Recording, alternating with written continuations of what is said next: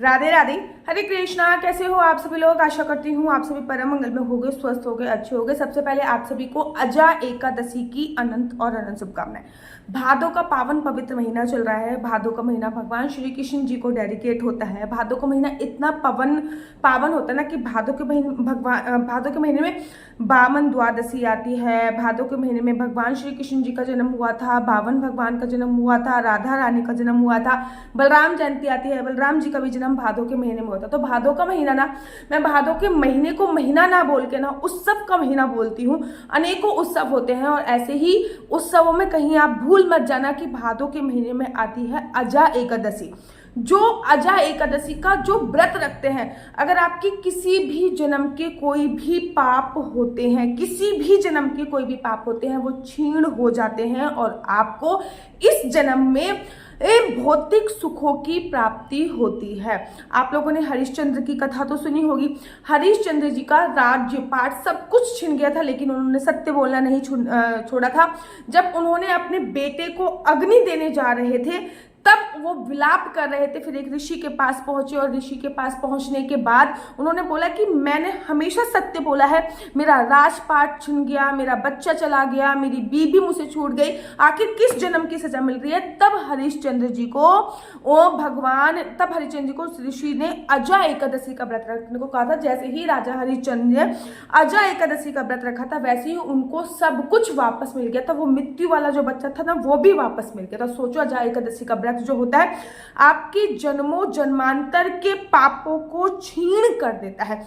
पूरे साल भर में 24 एकादशी आती हैं। जब भी अधिक मास होता है तब जो एकादशी होती है वो 26 होती है। और उसमें अगर मैं बात करूं भादों के पावन पवित्र महीने में 2 एकादशी आती है, कृष्ण पक्ष में, एक शुक्ल पक्ष में। तो जो पहली एकादशी होती है उसको अजा एकादशी के नाम से संबोधित किया जाता है।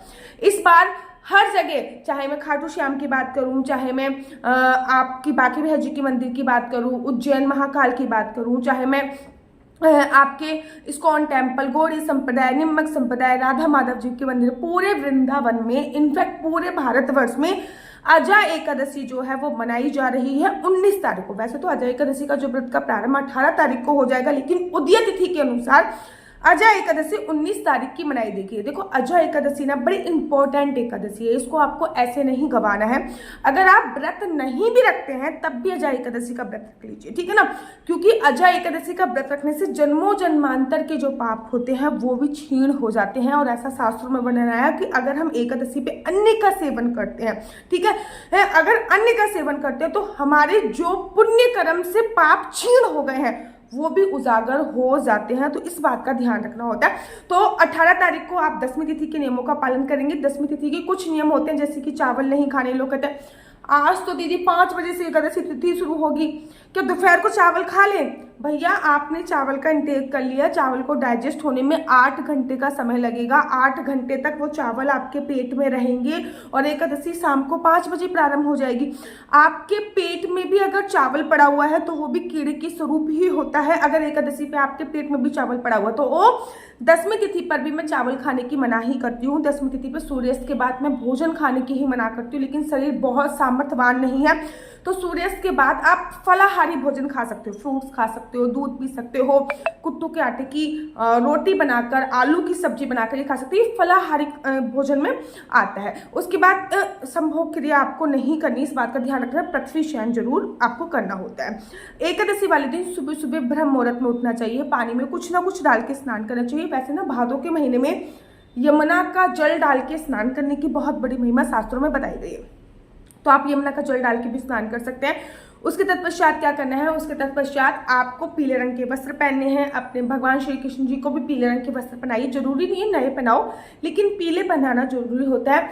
उसके बाद संकल्प लीजिए। संकल्प में ना लौंग, इलायची, सुपारी, वैसे तो चावल से संकल्प लिया जाता है, लेकिन मैं एकादशी पर चावल का उपयोग नहीं करवाती हूँ, इसलिए आप लौंग से, इलायची से, सुपारी से संकल्प लीजिए। इन सारी चीजों में से एक का सिक्का और सुपारी जरूरी है, बाकी सब चीजें एडिशनल में ऐड कर सकते। ओम श्री विष्णु श्री विष्णु श्री विष्णु। मेरा नाम आशु चौहान है, मेरा गोत्र केम लक्ष्य है, मेरा निवास स्थान श्रीधाम वृंदावन है। आज मैं पूरी विधि विधान से अजाई एकादशी का व्रत का संकल्प ले रही हूँ। यह व्रत मैं फलाहार खाके करूंगी। अगर आप निराहार खाके करना चाहते हो, निराहार तो आप वैसे ले सकते हो, निर्जला रखना चाहते हो तो आप वैसे ले सकते हो। पूरी आपके ऊपर है, आपका शरीर जैसे सामर्थ्यवान हो आप ऐसा बोल सकते हो। भगवान श्री हरि विष्णु मेरा यह व्रत संपूर्ण करने में मेरी सहायता करें। जो भी सामग्री है वो भगवान के चरणों में चढ़ा दीजिए। अब जो ये सामग्री है, लौंग सुपारी वगैरह, ये पौधों में जाएगी। जो 1 या 2 का सिक्का है, कुछ पैसे और ऐड करके द्वादशी पर वो आपको किसी को देना है। अब उसके बाद कथा पढ़नी है। छोटी सी पुस्तक होती है, आप चाहो तो पुस्तक मुझसे भी मंगवा सकते हो। उस पुस्तक में ना सभी एकादशी की अपनी अलग अलग कथाएं आती हैं।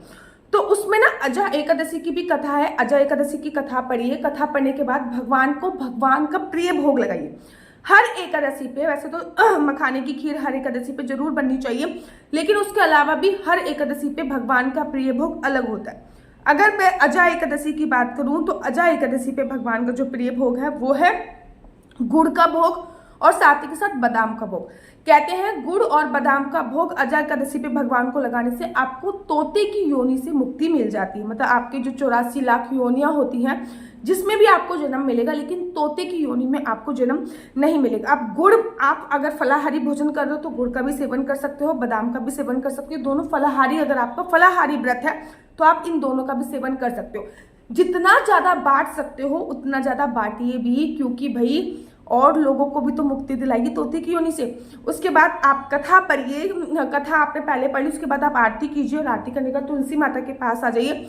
तुलसी माता की, देखो मंगलवार वाले दिन पड़ रहा है तो हनुमान जी की पूजा अर्चना वरना भी जरूर कीजिए, क्योंकि ये साल मंगल का है और आपने इस साल में आपने देख लिया कि क्या क्या हो रहा है। तुलसी माता की जड़ को स्पर्श करके हल्का सा तिलक अपने मस्तक पे लगाइए। बड़े सारे लोग तुलसी हम इस दिन तोड़ सकते हैं, देखो तुलसी नहीं तोड़ सकते, तुलसी आज तोड़ लीजिए, ठीक है। तुलसी पे जल डाल सकते हैं। वृंदावन में सभी जल डालते हैं, मैं भी डालती हूँ। अब तो ये बात सिद्ध हो गई जब संत श्री प्रेमानंद जी महाराज जी ने बोल दिया कि एकादशी वाले दिन तुलसी पे जल डाल सकते हैं। लोग कहते हैं तुलसी माता का निर्जला व्रत होता है। मैंने तो कभी ऐसा नहीं बोला कि निर्जला व्रत, मैं शुरू से ही तुलसी पे जल डालती हूँ। अगर आप लोग डालते हो तो डालो, क्योंकि वृंदावन में सभी डालते हैं, ठीक है। उसके बाद तुलसी की परिक्रमा कीजिए। तुलसी पे एक दीपक जलाइए। रोज तुलसी की 4 परिक्रमा करते हो तो उस दिन तुलसी की कम से कम 11 परिक्रमा कीजिए। उसके बाद आप लोग पूरे दिन किसी की निंदा चुगली इत्यादि मत कीजिएगा। मंदिर जा सकते हो तो मंदिर जाइए, और मतलब मंदिर जा सकते हो तो मंदिर जाइए। याद रखो दिन में सोने की मनाही होती है, दिन में नहीं सोना चाहिए। रात्रि की पूजा में घर के मुख्य द्वार पे 2 दीपक अवश्य जलाइए, ठीक है। मंदिर में एक अखंड ज्योत अवश्य जलाइए, क्योंकि भादों का महीना ऑलरेडी अच्छा है। वैसे भी आप लोगों की अखंड ज्योत तो जल ही रही होगी। किस किस ने अखंड ज्योत जला रखी है जन्माष्टमी से लेकर छठी तक किस किस ने अखंड ज्योत जलाई है, मुझे कमेंट्स करके जरूर और जरूर बताइए। तुलसी माता पे एक दीप अवश्य और अवश्य प्रज्वलित कीजिए। ये रात्रि की पूजा हो जाती है आपकी। देखो एकादशी में ना दिन की पूजा का इतना महत्व नहीं है जितना रात की पूजा का महत्व है। तो रात्रि में अगर जितनी रात तक जल सकते हैं और भगवान के नाम का सिमरन कर सकते हैं उतनी रात तक जगिए और भगवान के नाम का सिमरन अवश्य और अवश्य कीजिए। 2-3 बातों का ध्यान रखिए। एकादशी पर अगर व्रत ना भी हो, कोशिश कीजिए चावल ना खाएं। एकादशी पर अगर व्रत ना भी हो तो अन्न ना खाएं।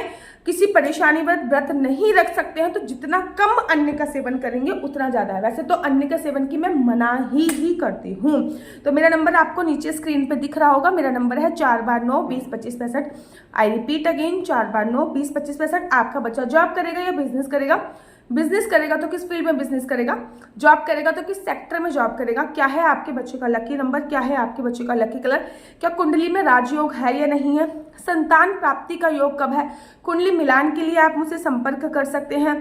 विदेश जाने की कितने % संभावना है? बिजनेस चलते चलते अचानक से बिजनेस रुक गया है, क्या रीजन है?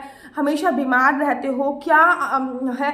तो ये सभी जानकारी मैं आपको कुंडली के माध्यम से प्राप्त कराती हूँ। याद रखिए कुंडली देखना बिल्कुल भी फ्री नहीं है। कुंडली देखने के थोड़े से चार्जेस है।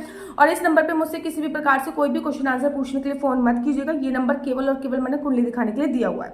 अगर आप राधे राधे हरे कृष्णा, तो राधा अष्टमी का स्पेशल पैकेज आ चुका है और इस पैकेज का नाम है ललिता सखी पैकेज। तो इस पैकेज में सबसे पहले आप लोगों को एक ही ललिता सखी मिल रही है, जो कि राधा रानी की प्रिय सखी थी, जिनको ललिता सखी के नाम से संबोधित किया जाता। तो ये है ललिता सखी, जो कि बहुत ही सुंदर है। इस पैकेज में आपको ललिता सखी मिल रही है, साथ ही के साथ इत्र आपको इस पैकेज में मिल रहा है। इस पैकेज में आपके लड्डू गोपाल के गोपी ड्रेस मिल रही है, लड्डू गोपाल की 2 पैंटी मिल रही है, लड्डू गोपाल का नाइट सूट मिल रहा है, लड्डू गोपाल के लिए आप लोगों को मिल रही है असली तुलसी की माला, लड्डू गोपाल के लिए आप लोगों को मिल रही है वैजंती माला, लड्डू गोपाल के लिए आप लोगों को मिल रही है चंदन माला, लड्डू गोपाल की 2 पैंटी, पैरों में पहनाने के लिए और हाथों में पहनाने के लिए 4 चूड़ियां आपको मिल रही है। साथ ही साथ माता रानी का श्रृंगार करने के लिए गोंद भी मिल रहा है, जैसे कि राधा रानी भगवान श्री कृष्ण जी का श्रृंगार गोंद से किया जाता है। ये तोलिया ब्यूटीफुल से मिल रही है। इसमें आप देखोगे कि लड्डू गोपाल ऊपर ये आपके नहा रहे हैं, साथ ही साथ पीछे है ये बहुत सुंदर सी तोलिया, और ये है एक छोटा सा रुमाल। ये पूरा पैकेज केवल 580 रुपए का है। जल्दी से जल्दी ऑर्डर कर दीजिए, फ्री डिलीवरी के साथ है। केवल 580 रुपए का लिमिटेड स्टॉक है। जल्दी से जल्दी आप लोग ऑर्डर कीजिए और ललिता सखी को अपनी राधा रानी की प्रिय सखी बना दीजिए। राधे राधे, हरे कृष्णा, हरि बोल। अगर आपको मेरी वीडियो अच्छी लगती है तो आप अपने YouTube चैनल हरि बोल को लाइक शेयर सब्सक्राइब करना बिल्कुल भी मत भूलिए। तब तक के लिए मुझे दीजिए इजाजत। राधे राधे, हरे कृष्णा, हरि बोल।